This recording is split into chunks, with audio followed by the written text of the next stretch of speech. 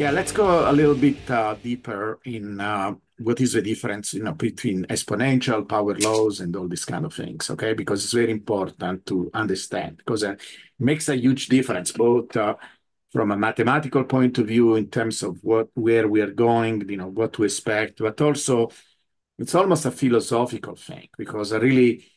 So, for example, do you remember how I was mentioning this Jeffrey West, right, and his lecture, and that we can link in the description so Yes, for people sure can we'll watch. link. I've actually been referencing Jeffrey West interviews in my previous videos. I ordered his book yesterday, Great. the scale book, so I'll see this Yeah. like probably a few days from now, and I can definitely provide links. Yeah. And in one of his lectures, he makes a big deal about the difference between the growth of cities and the growth of companies. And he says, well, companies die, and they, strangely enough, follow the exponential.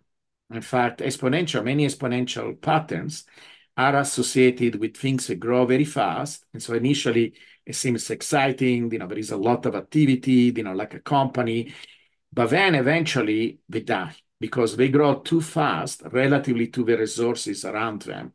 And so, there are other things like that, like, for example, if you have a bacteria in a petri dish and you put some food, they grow exponentially, they grow very fast, and then they run out of food and they die. So a lot of processes that are linked to exponentials are very active initially, but then they die, or they are destructive. So, for example, one of the analogies that they start to make is that think about what you get when you have an explosion in an atomic bomb. Literally, the reaction that produces the atomic bomb, it's an exponential because it's a chain reaction.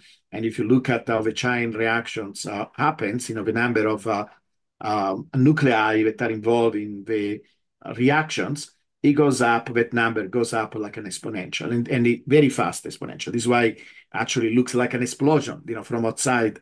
It's so Yeah. fast that it looks like an explosion. And then we have nuclear reactors, like in a facility that is producing electricity. So it's a peaceful and useful way of using atomic energy. And literally, they do it in a way where they put some material inside the nuclear reactive material. Like, so basically, they separate the different components, that the material that is decaying and producing the reaction. They put water, or they put lead. They basically try to find ways of slowing down this nuclear reaction that is still going on. It's enough to continue, but it's slowed down. There is some kind of curbing mechanism that is slowing down and using the energy, but in a more gradual fashion. And that it's kind of an analogy. It's not a one-to-one analogy, but it's a good analogy between why exponentials, while they sound good, right? Because we would like to make our money in an exponential fashion. If you are interested in Bitcoin as a system and you're thinking about why we are in Bitcoin, because we are thinking that it's good for the world, it's not just good for us, then it should be less selfish and desire for Bitcoin to be something that doesn't grow too fast and then collapses. You want Bitcoin to be something that lasts decades and even Yes. longer, right? Yes. So, and power laws do that. And in fact, in the video that I mentioned, right, this lecture the main lecture is called "The Surprising Math of Cities and Corporations." This is how it's called. He has many, but this is one of the main ones that he has. And in that lecture, he says, well, cities follow power law, like we already discussed, but corporations follow exponentials. And he says, look at the cities. Cities are basically mortal. They don't die. They are very anti-fragile. They resist all kind of things. These are all properties that we associate with power laws. This is why when I mentioned that we discover that Bitcoin is a power law, it's not just, oh, this guy found another pattern. Who knows? Maybe it's like S2F or whatever. No, it's something much, much, much deeper. It's almost like philosophical. It's almost like it's really beautiful. And this is why I would like to more people to understand it, to share it, not just for the practical uses, because there are a lot of practical uses too, but also because of the understanding of the nature of Bitcoin. Because if it's really true that Bitcoin is a power law and is a scale invariant system, then you can make an analogy with cities. You can make an analogy with organisms.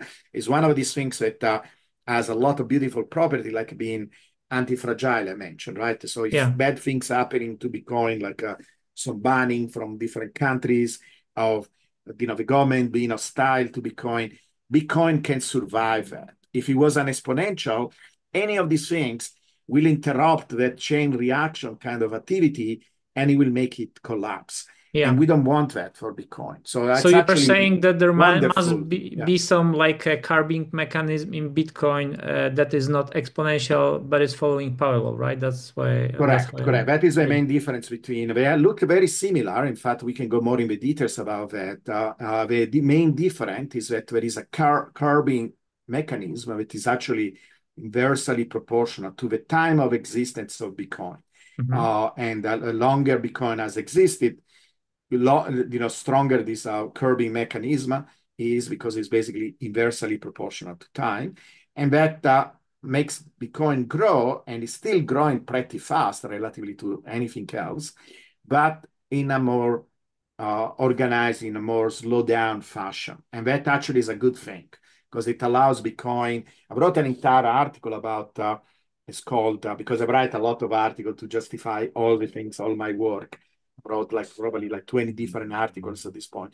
One of them is this general discussion of why Bitcoin is predictable. And I have sections where I describe this. I say, if you think about how Bitcoin goes to the next stage, right? Right now we are in this stage where a lot of institutions are coming in, it's becoming more accepted by the finance world, etc.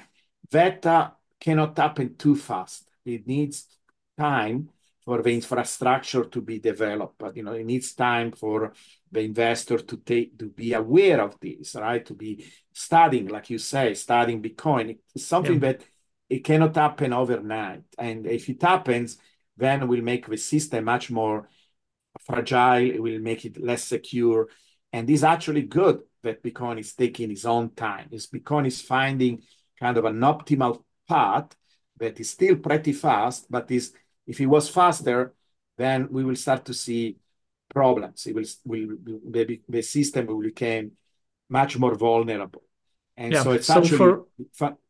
Yeah, Yeah, so go so ahead. you are saying basically that the carving mechanism for Bitcoin is this time required for miners to build the infrastructure and prepare to scale. That's one part of the carving Yeah. mechanism, or there's something more than that for Bitcoin? Yeah, I think there are a lot of things because, again, power laws are created by the interaction of many different forces at all levels. That Hmm. is one of the characteristics. This is why it's called scale invariant. So imagine the other day I was trying to explain it, and they say it's almost like an ecosystem, right? So if you go in a forest, everybody plays a role, right? There are from the little microorganisms that are inside the ground that are processing the, whatever waste the forest produces, that are very important because the plant uses, um, these things that are processed by the organism, with these components, these materials, to the little insect, to the plants, to the big animals. Everybody plays a role. And so you can think about Bitcoin exactly like that, like an ecosystem. And everybody is contributed in his way to the growth of a system. So even the individual, if you're thinking, like we are discussing about that, how it takes time to adopt Bitcoin because you want to think about it. The people that don't think about it, they reject it. The people that think about it and spend time to study, etc., it takes time for them to be orange peel. So that is also part of the curbing mechanism. It's not something that you jump in because you heard about it and your friends are doing it. Maybe that starts the process. I wanted to know more, but it takes time to actually adopt it.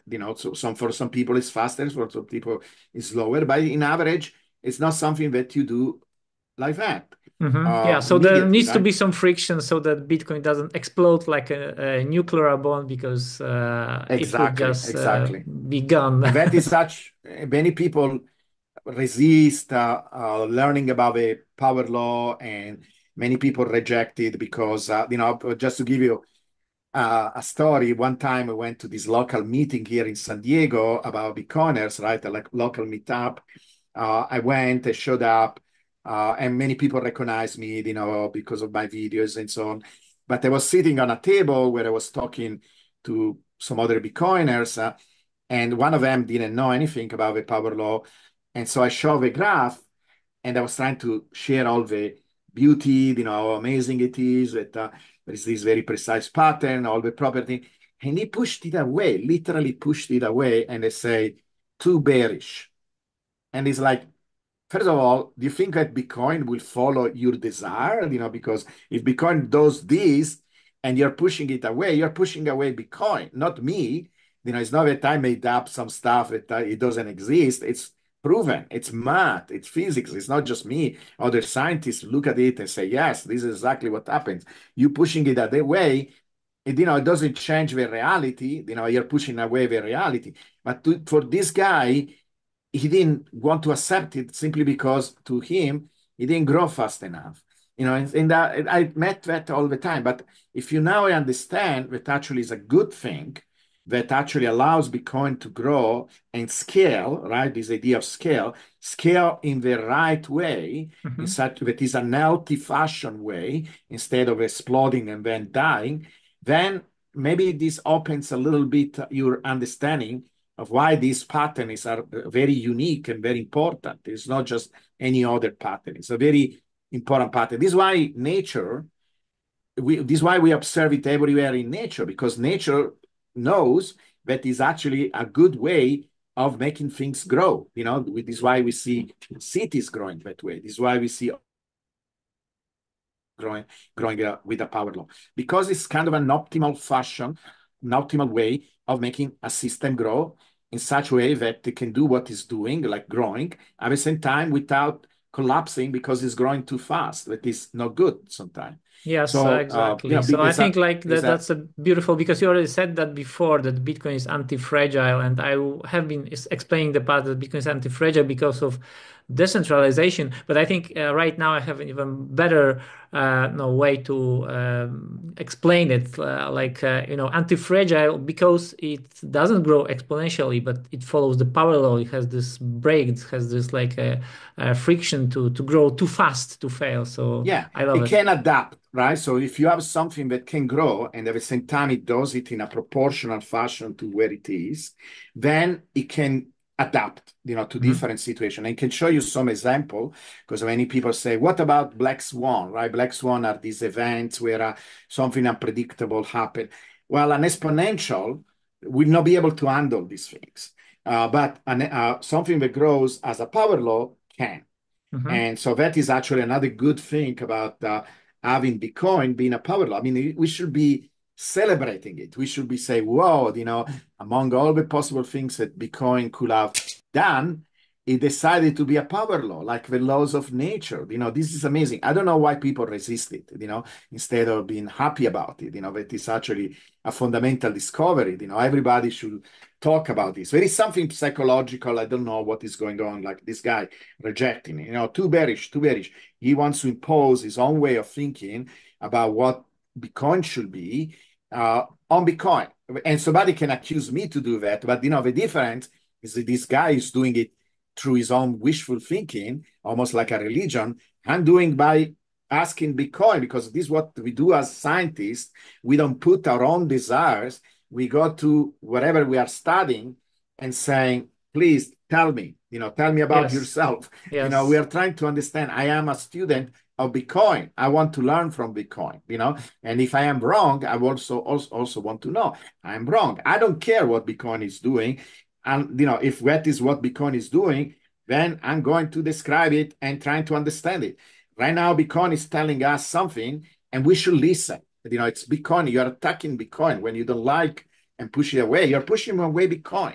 And I know that some people can understand this arrogant because you say, well, that is what you say. No, it's not what I'm saying. That is what math says. See, that is the difference. Many people don't understand how science works. It's like if I tell you, gravity works in this way, and you're telling me I don't like because I want to fly, and then you jump from the window, well, let's see what happens next. Yes.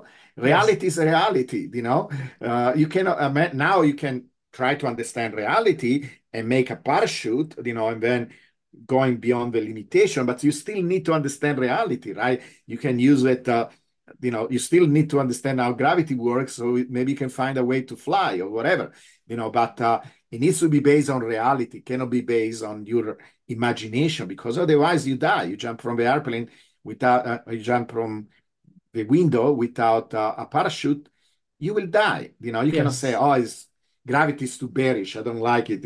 Well, okay, let's see what happened. Yeah, that's what I like So about like the scientific approach, because you measure, you analyze the data, that you then you put equation around it, and then you see the graphs, and you don't yeah, and now challenge this. You just see the reality which Bitcoin and produced, right? So maybe we can there go are to some of the graphs yeah, which are. and there are hundreds of tests that we do, because that is the other thing that people don't realize. There is a lot of work that I and other people, because there are more people joining in this research right now. We have this group of people, 4 or 5, 6 of us, and I hear more and more from other professionals coming to me and sending me emails, etc. Say, look, I look at the data, you're right, etc. And people are studying these things and verifying the data. We have so many different tests that we can perform to show that actually, yes, this is really happening, and Bitcoin is behaving really in this way, or at least until now. Now, is he going to do it in the future? We can also discuss that. But, you denying it because you don't like it, it's the worst thing that you can do, because also Bitcoin, one of the things that Bitcoin teaches us is to be realistic, to focus on reality, because we want to get away from the matrix, right? We want to get away from all the fake news, all the fake stuff that they are trying to feed us, like including the fiat system. And then we create our own invention of Bitcoin that is a meme, that is imaginary. Right? There are these people that are talking about these God candles, right? When one day maybe we wake up, I see that all the time, and people liking it. It's a meme. It can be fun. Maybe you can join in the fun, but it kind of sometimes makes me sad, because if I see 10,000 like of this craziness, say, oh, what happened if tomorrow you wake up and Bitcoin is $200,000, right? What happens? If that happens, within few hours, the price will collapse, and many people will get hurt, because many people maybe will start to buy Bitcoin on the rush, and even maybe outside people joining in because they see this thing going on and then buying it. And then for sure the system collapses, because this is always what happens every time there is a spike in the price like that, right? We had a few of them, and the price collapses within a few hours or maybe a day or something, and then many people get hurt and lose money. So I don't know why people do that all the time. I want to base on reality. I want to understand Bitcoin. To me, it's a serious thing, like, yeah, everybody likes memes, but up to a point, right? If that is your entire understanding of Bitcoin, all based on memes, I think it's very unhealthy, and there are many people that push these memes, like, this is all what they have, so I'm trying to do things in a different way. Anyway, so Yeah, we I can think, I go. mean, memes are like also interesting, because I think they're part of this growth cycle, right? Some people will get attracted to Bitcoin because of the memes, and so they create new addresses. Eventually, this translates Yeah, to bigger value, right? But obviously, to really understand, I mean, I think because I'm studying this parallel thanks to you already for like several months, and I think it might be actually so far the best way to measure future performance of Bitcoin. So we'll see. I mean, obviously, I think your data goes back like 6 years old, right? When you came up with your first models, and then you started yeah, to that collect. is the auto sample, but of course the model takes in consideration everything, Mhm. right? From the first, no, when the first exchange is open, but then in addition, we have something that I think almost no system at all in even other financial prediction, etc. I don't know many type of predictions that have been right for 6 years, Mhm. because this is many people say, oh, we will see, right? Well, we have already seen because as I said, I discovered this direct relationship, right? I told you I discovered the first power laws in 2013. And then I had this idea that the adoption followed an S curve, and I was wrong. I was making models based on that, and I was getting some results. But I got the breakthrough when I found this relationship directly between price and time, because that is what allows you then to make prediction in the future, right? If you find that direct relationship. Then I had to go backwards and they say and find out where this relationship comes from. And and I was able to link it to my earliest work where I found that the price follow the Metcalfe law. So now I have a complete explanations why we see this power law in time. It has to do with how the adoption grows, that is also a power law, and the Metcalfe law. But we will discuss that in a moment. We will show it in a Sure. moment. So, but my third point is that Bitcoin is such a beautiful and regular system that the best way to study is using science. So forget about TA, forget about memes, because all that stuff is more like astrology. It's not real science. And this is why I have this graph of this drawing here, this picture where there is a yeah, actually Kepler was from Poland, right? If I remember well, was he Polish? Um, I don't Copernicus was think Copernicus from Copernicus Poland. was Yeah, Kepler, I don't think yes, so. Copernicus was Poland. So you had one of the first astronomers, right? And then Kepler, maybe Germany. I don't remember. Uh, Possibly. but all the different scientists in the Renaissance, Kepler, Copernicus, Galileo, they studied the universe German. using science, and this is why I have this picture representing this new attitude towards Bitcoin, where we bring science to understand it, and to me, it's very important also because it's almost like a revolution because I see so many people still attached to kind of old ideas, almost like geocentric ideas, like emphasizing scarcity as a mechanism for the growth of Bitcoin. I think these are very wrong point of views. And so I want to create almost like a Copernican revolutions in this field where we almost put upside down everything, where abundance actually is what drives Bitcoin, not scarcity, and Yes, all yes. kind of This is different ideas. I've heard this in one of your materials, I think during the market update that scarcity and the 21 million cap is not what really drives Bitcoin. So we may discuss this later, but because I Yeah, think it's like a 21 million cap is important because it avoids the dilution. But so far, I don't find anything where I can say, oh, yeah, I put this 21 million and I get this. Now, it could be something that people use in their mind as, what makes them want to join the network. But there is no any mathematical, okay. in the equations that I'm finding, there is no space for that 21 million and other type of quantity, like, for example, the reduction in production of Bitcoin, the issuance, the fact that that is kind of what S2F, for example, uses. They use this quantity that is reduced every 4 years by two, S2F. I mean, S2F grows, but the issuance decreases, the production of Bitcoin decreases. And he's claiming that is what makes the price go up. But the data shows it's not true. Mhm. So, this is what I'm saying. Let's look at these things scientifically and then find out what really drives Bitcoin. Because we want to listen to Bitcoin, right? We Yeah. don't want to make our own little fantasy and legends and stories about Bitcoin. We want reality. And so many times I show this graph because this is where you can see the difference. So you can look at Bitcoin at different levels, right? Different kind of point of views. And this is also what we do as physicists and scientists. We start always from the simplest possible way. And the simplest possible way is showing the price and time in a linear fashion. And in this case, for example, I'm showing the time as days. So days from when Bitcoin was created. That is the Genesis block. That is January 3, 2009. So these days are days from January 3, 2009. That is the time. And then I show the price linearly. So linearly means, like $1, $2, $3, and so on. We don't focus on that scale things that I described previously.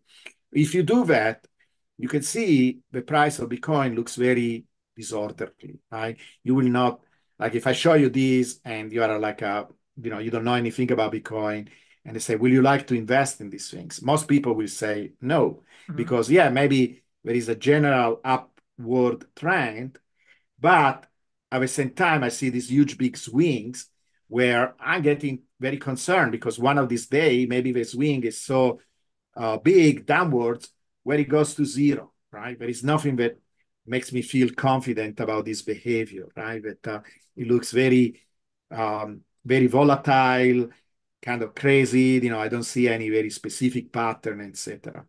And this is actually what they show often on TV, because many times they are actually they are trying to put down Bitcoin. Even now, they are very skeptical and they show this and say, it looks very volatile, etc. They never show the other type of graph. But as scientists, we are always trained to look for patterns. So when you don't find a pattern in a linear chart, it's not that you're going to modify the data, you're going to do anything. You can do some analysis where for example, it's called filtering, where you take you want to look at data only in a certain frequency range, or you can do many different things to data to what is called signal extraction. You're trying to find a signal inside the noise. But in this case, we are really not doing anything. We are just showing the data in different ways, almost like using a microscope or a telescope. We are looking from a different angle or magnifying certain things and reducing others, right? So one way you can do is actually bring in this idea of scale that I said, right? Because you realize, well, this is a phenomenon that went from very, very little values. In fact, it was so small that in the linear chart, you don't even see it. Not It looks flat, right? Yeah. And all the way to huge, big value. So as a scientist, you immediately know, maybe I should look at the scale, right? Let me do that first. And the first thing you do, you take the scale, we're looking at the scale of a y-axis. So you make a graph that is called log linear, because now you're using the log on the y-axis. What is the log, right? So just to kind of review for some of the audience that maybe forgot, it's something that you study.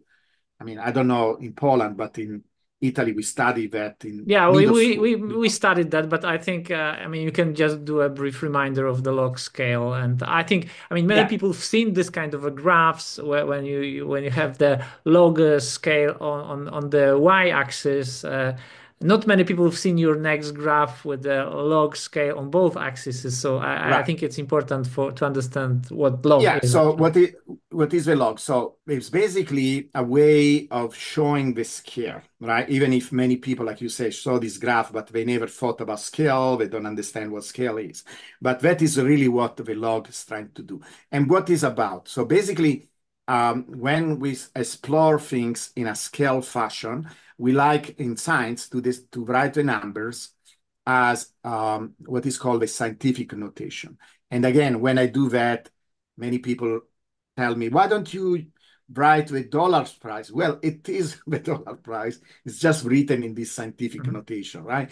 And the scientific notation, here I don't have a scientific notation. I actually do the log itself, right? But you can also write the scientific notation. So you write the number as 100. So if it is 100, will be 10 to the 2. You basically write it as an exponent. So that little exponent there represents the number of zero. So imagine I write 100 as 10 to the 2. Then I write 1,000 as 10 to the 3. I write 10,000 as 10 to the 4, 10 to the 5. Right? A million is 10 to the 6.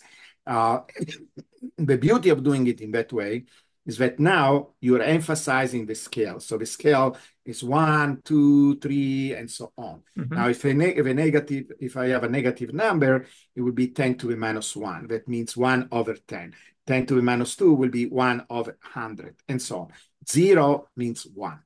So it's in that way, when you do it in that way, now everything is proportional to the scale. So if you have something very small, it will look, I actually can even visualize it in the graph. Now you will be able to see it.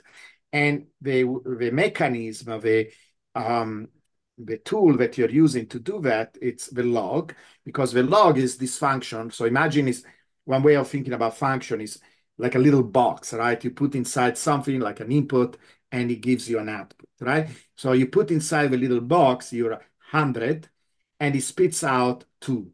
You put inside 1,000 and it spits out 3. So basically it gives you the exponent, right? Because 1,000 is 10 to the 3. So this is what I have here in this scale. You can see, so it has -1, that is 10 to the -1 or 1 over 10. So basically it's 10 written as cents, minus right? 1 because remember the log, it gives you the exponent, right? 0 is the number 1. The number 1 here represents 10 because 10 to 10 is 10 to the 1, 2 is 10 to the 2, 3 is 10 to the 3. So now these mysterious numbers make sense, right? They are basically the number of zeros. You think if you really want to simplify, is the number of zeros in the number, right? So if I see 3, means 1,000 because thousands has 3 zeros and so on. It's not difficult once you understand it and you put a little bit of time. I know that some people get anxious about math, etc., but it's not difficult, right? It's a simple idea. Yeah, so we may just Everything explain like where this y-axis starts. I mean, many people see here 10 to the power of -1. It's like 10 cents, right? But it 10 starts even cents. lower. So it probably starts at the time when somebody Oh, sold this 5,000 bitcoins for $1 or exactly, yeah. So exactly. That it's was like like yeah. yeah. So If you go back in time, right, you go back all the time, all the way, because I remember this graph starts with the Genesis block, that is the origin. We will have things even like 10 to the -4, because, mhm. if you look at the 5,000 Bitcoin for $1, that is what you will get, something close to that number. And so you can represent all these scales in this way. And you see now the effect of doing that is now we see, first of all, we are able to see the first actions, that before was flat. That is one of the advantages. And everything seems proportional, right? Everything seems much more proportional. Even the bubble seems much proportional. Before we look like this bubble looked giant in comparison with these, and the other one seems like almost no there at all. And now they look much more proportional, right? To wherever they are. That is the effect of taking the log. This is why we do it all the time. Now, the other reason why we do it all the time is that if there are very precise patterns in the data, we will be able to see them as straight lines. So you start with the linear graph. If there is, sometime in nature we do see linear relationship, you will be able to see a line and say, okay, great, it's a linear relationship. So you write an equation that say y equals some constant time x, right? And you kind of done, you measure the slope of that relationship, so you know how they are related, all kind of things like that. As scientists, we are looking all the time for these straight lines because straight lines are easy to see. They are kind of give you confidence that there is a real pattern there, and then you can use all kind of sophisticated tool to actually go deeper and understanding this relationship. But it's easy, it's good if you see something regular as a straight line. But of Yeah. course, the straight line mean different things as you change the type of graph, right? So for example, in this graph, if you see a straight line like this one, it means you're dealing with an exponential. And that is one of the things that you want to do. Like, okay, is Bitcoin an exponential? No, it's not, because it follows a curve. It's not a straight line. So you see this straight line, I didn't draw this by hand. I actually, because this comes out from my calculations in the computer, I actually created an exponential as a function of time, in my computer, like an artificial Bitcoin. So if, let's say Bitcoin followed an exponential, of course, I didn't put noise. I could have put noise. I could have made it more look like realistic. But I say, hey, draw me an exponential. I decided what the exponential is. and it shows up when I plot it as a straight line. And that is to show that if you compare it with Bitcoin, they really look different, right? Bitcoin is following some kind of a curve, and instead, an exponential looks like a straight line. Because basically the log kind of undoes the exponential. Because if I look at an exponential in a graph like this, it will look like an hockey stick. It will look like a J. It will go very, very fast up. But then you draw it in this type of graph where you take the log, it looks like a straight line. These things, I hope that people start to get more familiar with it, because if you look at chart and people tell you exponential and things like that, I saw people that say that they are traders and analysts, and then I can see on how they describe things that don't know this type of stuff themselves, And to me, it's like a doctor talking about the pancreas when it means the kidney, How can you be a doctor and confused about these things? You need to know your terminology and what it is, right? So otherwise, I don't think this person should be taken seriously. And I see this all the time happening. Very few people have a knowledge and the science to understand these kind of things. Like in a graph like this, log linear graph, if something looks like a straight line, it's an exponential. And Bitcoin doesn't. So this almost immediately, even visually, shows immediately that we are not dealing with an exponential. Bitcoin is not an exponential. And so what it is there. And by the way, the other thing I want to say also is that you see how it's curved. It looks like it's curving down, right? That is not really true because, again, if I go back to the linear chart, Bitcoin looks like it's going up like this. And so you will say, how come then it does this? It's an artifact of the chart. It's because anything that is not exponential will look curved down. And if it is an exponential, it will look like straight. If it looks curved up, means that it's going even faster than an exponential. So it's just an artifact of how we represent the data. And it needs to be understood, because that is also something that people confuse. They think that there is an asymptote, where at a certain point, it will be some kind of a ceiling. This curve doesn't have a ceiling. It can go up forever. It's just that it's going like this instead of going like a straight line. Yeah, So even if when I was recording my first videos about power law, I was studying this myself to understand the differences. But I was getting a lot of comments under my videos that you explained this power law, but Bitcoin is basically like following exponential model. So I mean, people are confusing this. I mean, maybe because they don't teach us about power law in school here in Poland, and maybe I don't know. It's not that popular, so people understand exponentials. They don't understand power law. I don't think we understand exponential either. Maybe Okay. they heard the word exponential, but they don't know. If I had to explain them, say, okay, can you tell me how an exponential works? Like, for example, we get an exponential. Let me explain that. So if you have a process, imagine I have some bacteria, right? These bacteria, they multiply and they divide, right? Like, because they are cells, they split and they double. And there is a characteristic time. Every time you have some kind of a process like that, there is a characteristic time. Oh, you can think about let's say you have a saving account, and the saving account gives you a certain percentage, right? Imagine that it's a very good bank account, and every 5 years you double your money. I don't think that happens with any banking account, as a saving account, but let's say uh, every 5 years you double your money. In this case, if you take some bacteria, maybe every 2 days they double themselves, right? Every 2 days they become double. And of course, next days they will, whatever. So let's say we started with 10 bacteria, when we double, we go to 20, then we double, right? If we continue that process of doubling, you basically get an exponential. You are going to get an exponential growth. Mhm. That is what is behind the exponential growth. It's basically a process where you are changing the amount of, you're growing by a certain amount, and you do it in a regular fashion at regular intervals.